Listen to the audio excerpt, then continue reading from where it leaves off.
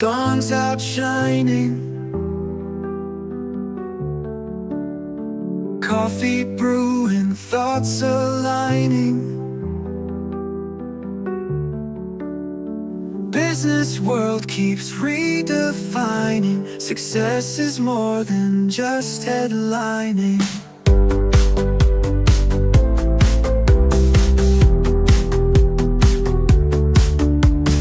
Ray's got wisdom, Jim's got vision. Yes, folks, I'm Fred McMurray, and we're back with another episode of Pillars Principles with Ray Pillar and Jim Treleaven. Today we have a special guest, Dr. Maria Malayter, PhD and smart person, somebody that Ray knows. So we're going to let Ray do the intro. Go ahead, Ray. Why don't you tell us about Dr. Malayter? I would love to, because Dr. Malayter and I have been friends for a very, very long time. Not that she's old or anything like that, but you're about we've known each other for a long time. And I think, well, first of all, Dr. Malayter has been on our show, Pillars Franchising. Correct. And that was quite a few years ago, though, and we recently hooked up again and started talking about being on Pillars Principles. So welcome to the show, Dr. Maria Malayter, and can you give us a little idea about what your background is in your doctorate? So my background is in leadership and organizational change. So a lot of the work that I'm doing is helping people lead and adapt to change and embrace change. Now, that's one aspect of it. And then I've been a business psychologist. So I've been in the realms of industrial and organizational psychology. And what the heck does that mean? It could mean industry, and it could be all the data that goes around with organizations with hiring and different ways that you analyze the data in an organization, or the organizational part, which I lean a little bit more, and that's the people part. And so it's just what's happening in the organizational culture, what's happening with leadership, and I'm really focused on how people lead, and how they manage their leadership roles so they can inspire people and get the work done. I think the first question that comes to my mind, with all you brainiacs sitting here on this podcast, is what is the psychological profile or makeup of a person wanting to get in business?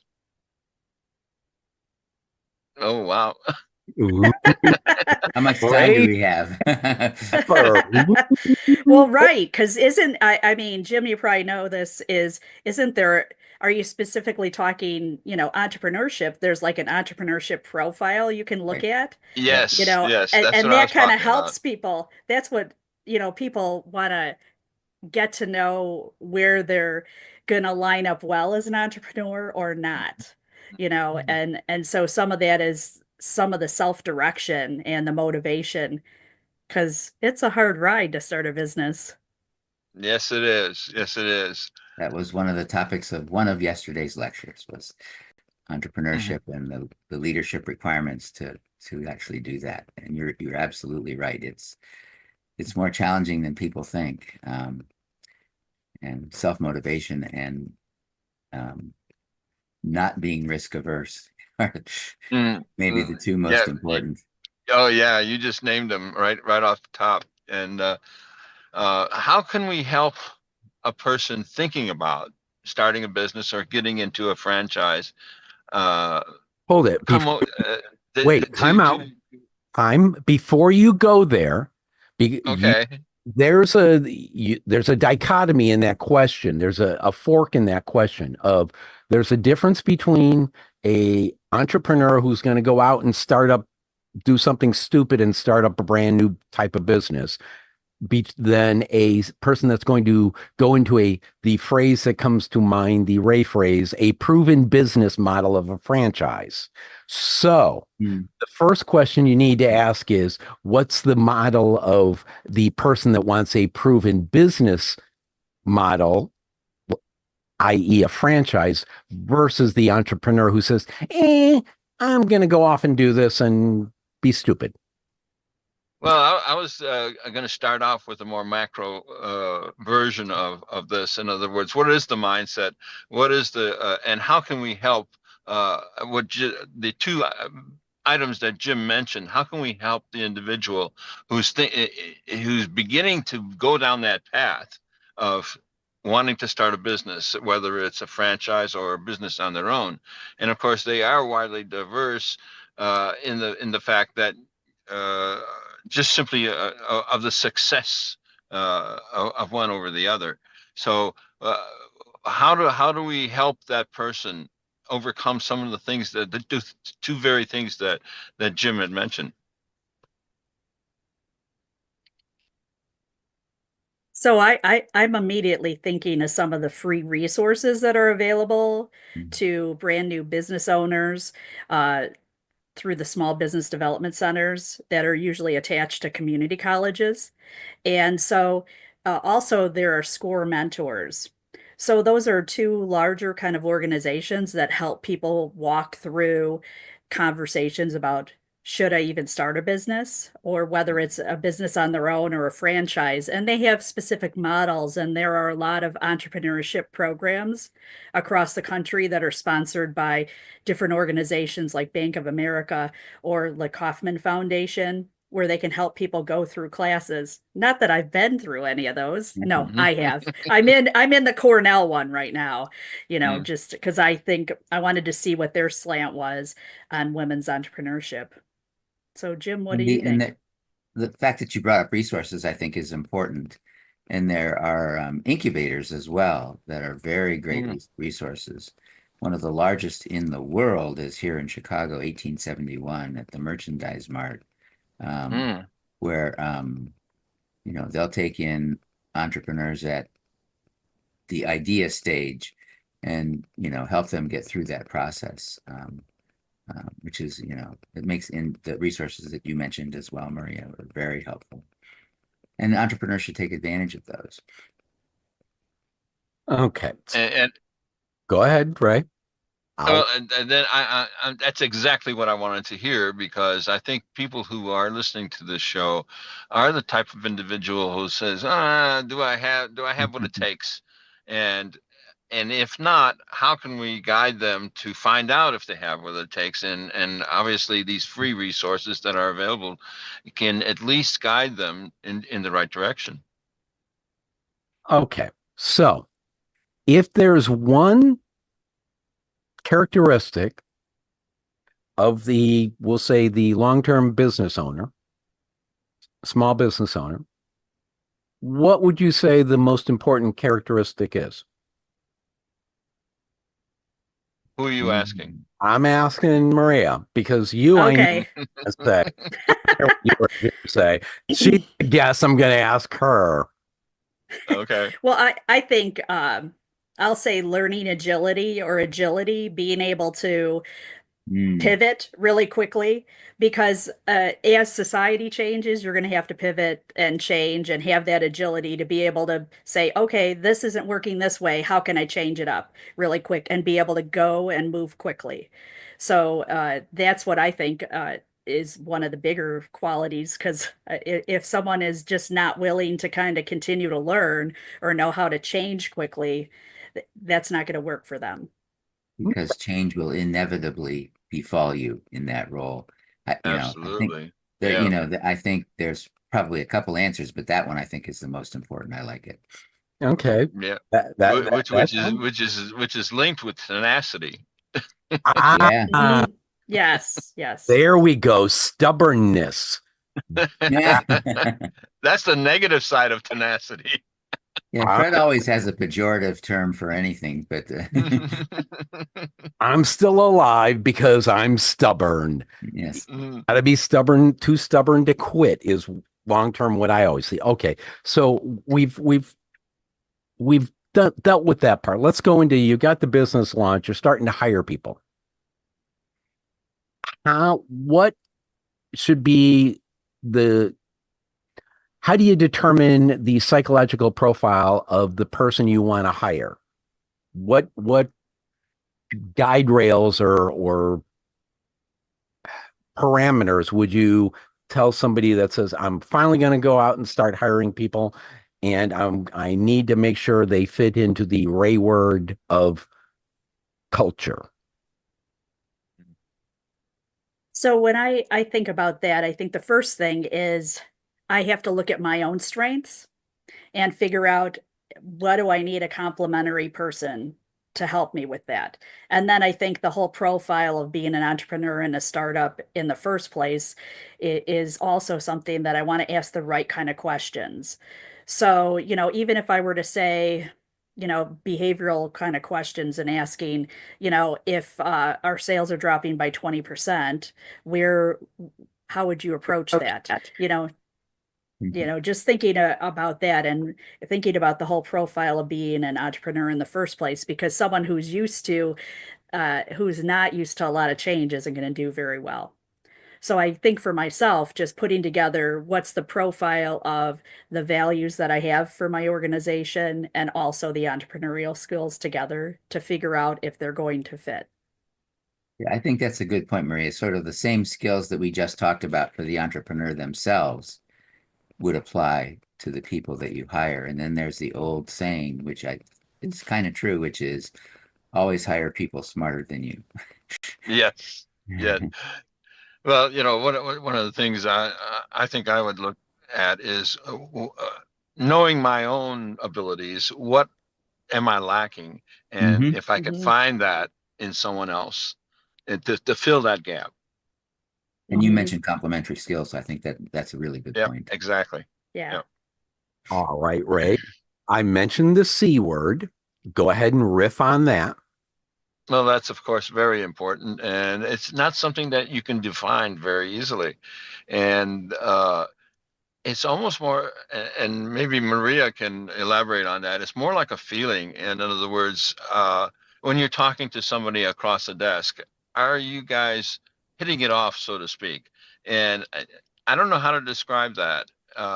Obviously, if it's not working, then it's not working. But Maria, can you kind of elaborate on the culture aspect? How do you define if the person is a fit for your culture?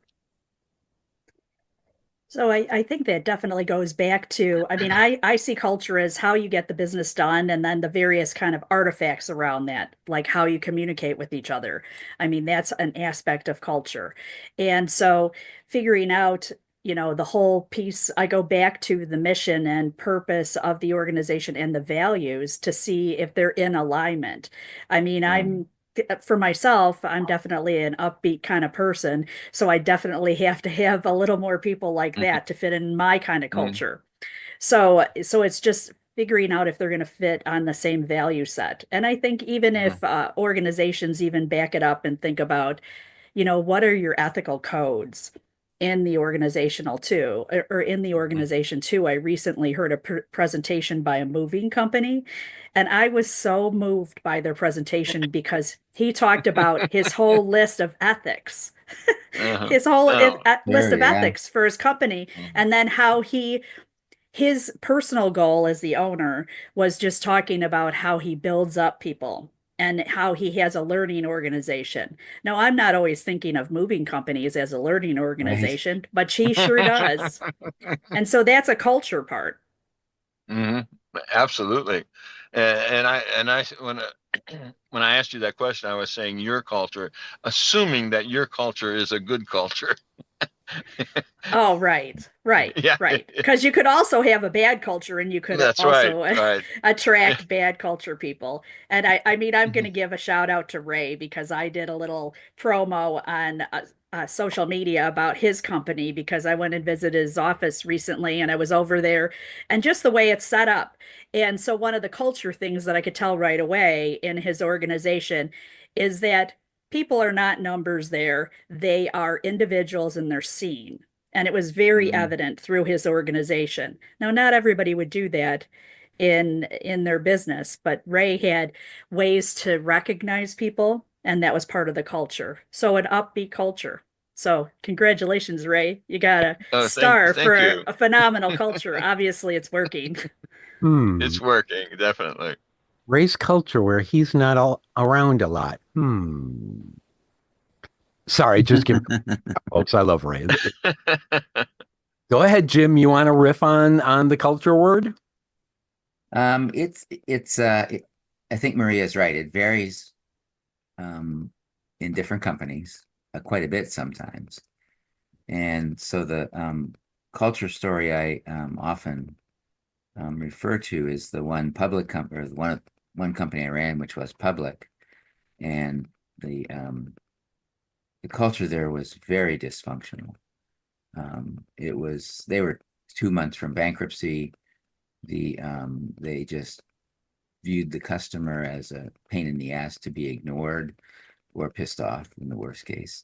And so, we had to do a significant reduction in force, which I thought in a culture like that, which was very sort of inward looking, and that, that it was going to blow the place up. We had to do the reduction in force to get to at least cash flow break even so that we could survive.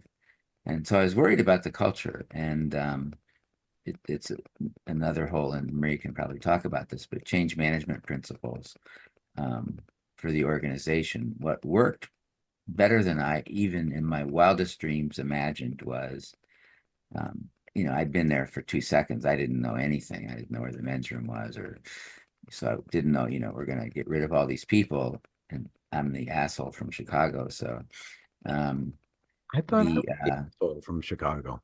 What's that? I thought I was the asshole from Chicago. Never mind. The other asshole. Anyway, but putting together a team with people from all parts of the organization, including, frontline people, someone that mans the help desk, an engineer, a salesperson, in the room, and saying, here's the goal: is we're going to fix this company. We're going to, the vision is we're going to move from worst to first in terms of, public ratings for customer satisfaction. And we're going to do it with only a little over half the people. And you know what? The people were really good. They just needed a little bit of freedom to be pointed in the right direction, empowered them to do what they needed to do. And wow, it just took care of itself. I mean, the culture was inherent. It just had not been released, as it were.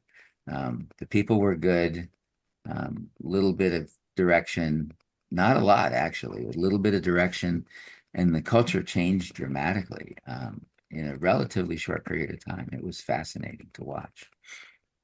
All right. So go ahead, Ray. I can imagine that would be fascinating. And the only problem I could see with that is if you have one person that one bad apple that could permeate the rest of the culture. That's the person you need to get rid of first, though.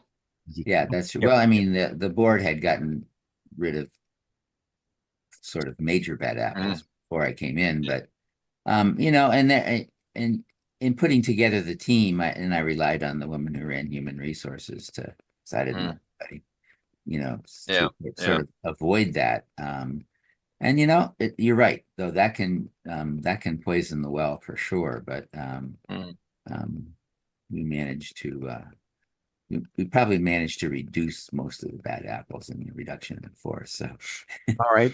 Before we hit the next question or the next topic on this that you've already alluded to, I need to understand is, am I a bad apple because I have a toy crossbow and I shoot people with it? Never mind. God, I love Five Below, and that, never mind. Grandkids, Five Below, you understand it if you're listening, what that means. So we talked about Jim took us down the road of staff reduction. So to Maria, what are best practices? How do you know when to release somebody, and what's the best way to go about it besides shooting them with a real crossbow? Thanks for a great question. I mean, I think it goes back to where, again, if you're coming in and you're a new person, just figuring out, are they kind of fitting with the culture that you're trying to create or the goals that you're working within? I mean, I think the first step is just to try and listen I mean, whenever you're going to make a change, you do want to listen to the dissenting voices and ask and find Mhm. out, because they will give you a lot of data. You bet. And then, I mean, yeah, they will give you a lot of data. And so after you kind of weed through that, then you have to kind of consider, are they just a complainer, or are they basically giving some great points to improve the organization? And then from there, seeing like, here's the vision. Are you going to be able to align with that? Is kind of the next question to kind of decipher about that person. Are they going to, follow with your line of vision? And if not, then you need to start having those conversations about, uh, where do you see yourself in this organization? How do you see you contribute? And, and maybe even directly asking is, I notice this kind of bad attitude. Can you tell me a little bit more about what's going on, or how you can turn that around so we can still achieve our goals? Then start going down the road to evaluate. I mean, also you have to ask, are they still doing their job well or not? I mean, Right. that's I mean, that's the other part of it, not just attitude about values, but also, are they still doing their job well? Because it could be they inherently are a complainer, but they still do their Mm. job well, and that's something to distinguish too.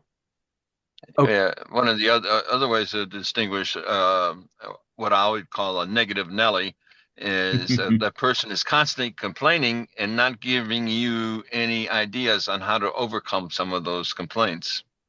Mm-hmm. Mm-hmm. But I always come up with ideas on how to overcome my complaints. Boy, you're mean. Okay, so I want to reiterate here because you said a lot. So what I heard was, um, you need to ascertain what their vision is of themselves within the company. But primarily, I'm thinking that the first step was kind of the second or third thing, which was, are they getting the work done? Are they doing what needs to be done for the organization? That's kind of, if I'm hearing it, that question is the precursor question that takes you down this path. If the answer is no, then the question becomes, how do you get them to do that, or determine when am I in the ballpark there? Yeah, because I mean, if they're doing the job well, there could be some outside things going on that could be influencing their attitude. So, Hmm. and then you just have to weigh out. I mean, if they're doing the job well and complaining, you don't know what's going on, and if it's not, That's right. that's the other piece of it too. And Yeah. That could be And disrupting their work. yeah, the other thing is, are they cancerous from the standpoint of are they spreading negativism throughout the entire organization? And that would be another reason to get, even if they are doing decent work, uh, I would say this person needs to go if they're constantly complaining and to other other equals in their organization.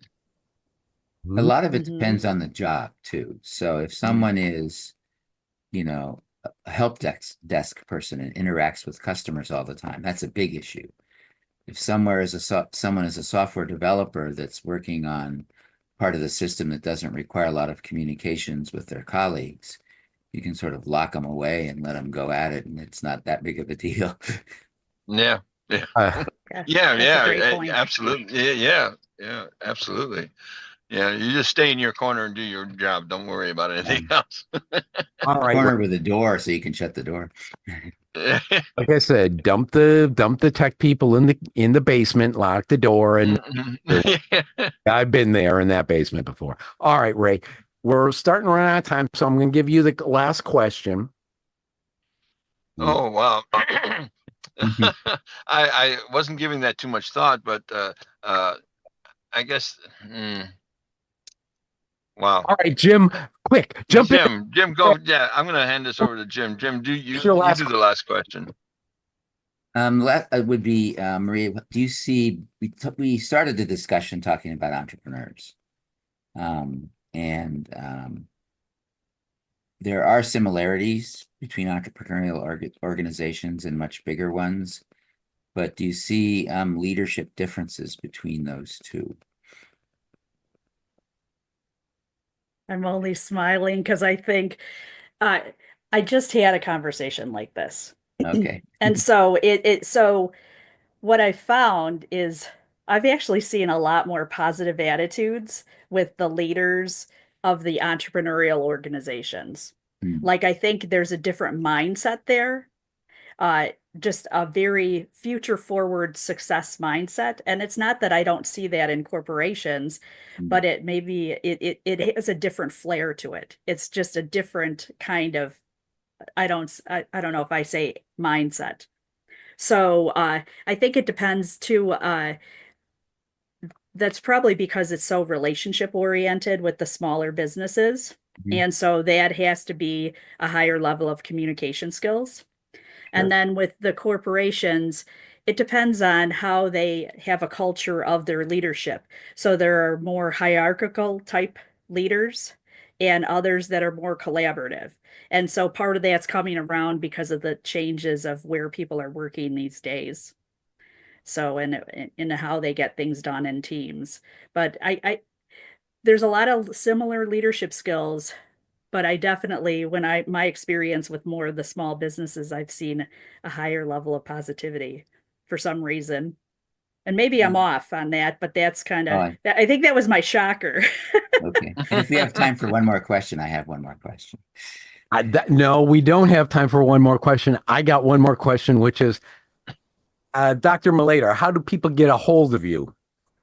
Oh, yes. So you can go to my website at docmaria.com, or you could find me on social media on LinkedIn and Instagram and Facebook. And the Facebook page is Doc Maria Inspires. Excellent. Like it. You got a final comment? Yes, this is a short question, I hope, and that is, there's sort of the stereotypical view of leaders that you see on TV.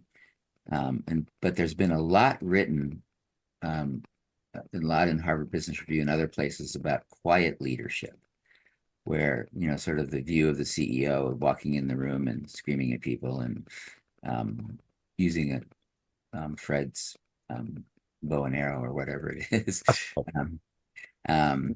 versus someone who is a much, so there's been a lot written on quiet leadership recently. I mean, not recently, the last 10 years probably, but so do you have any views on that? But keep it short, please.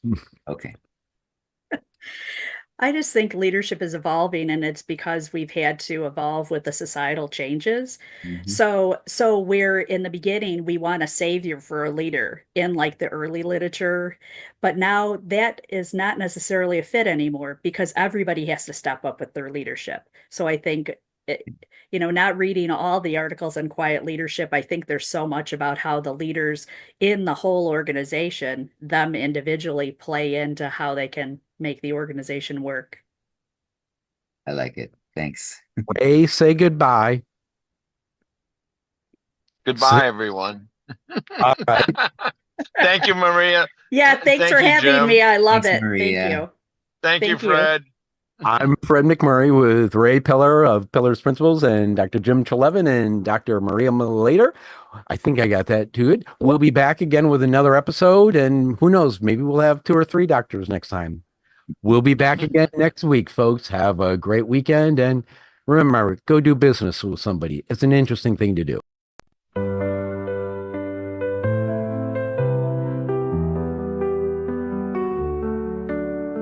Woke up early, dawn's out shining.